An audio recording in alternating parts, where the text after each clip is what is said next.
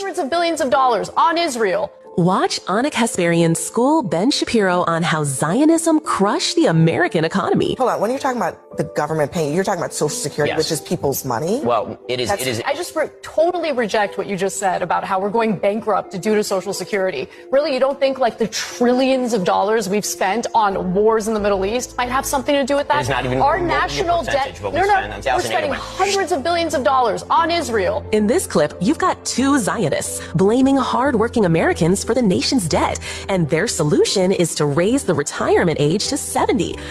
No one in the United States should be retiring at 65 years old. Frankly, I think retirement itself is a stupid idea. On the other side, journalist Anna Kasparian, setting the record straight. Our debt didn't explode because of workers or Social Security. It exploded because of Israel. And she was right on the money, because this is what Zionists don't want you to know.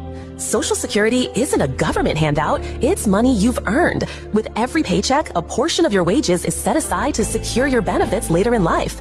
Since 2010, however, payroll taxes haven't always covered the full amount of benefits. For example, in 2010, Social Security needed $702 billion to pay benefits, but collected only $677 billion. Life. Dollars to pay benefits, but collected only $677 billion. So the government borrowed $25 billion to make up the difference. Over time, those gaps have added up to about $950 billion in borrowing, an issue that must be addressed to keep the program sustainable.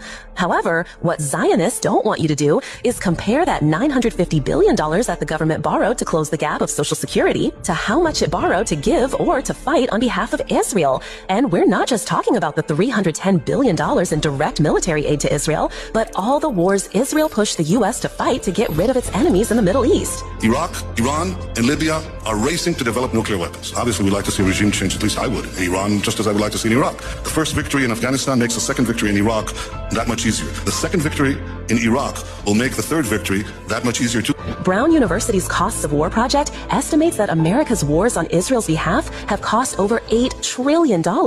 Yet Zionists never mention this massive drain because it served Israel's interests. On one hand, they demand raising the retirement age of Americans to 70. On the other, they push America toward its most expensive war yet, with Iran on behalf of Israel. Do you think that American economy can survive Zionism?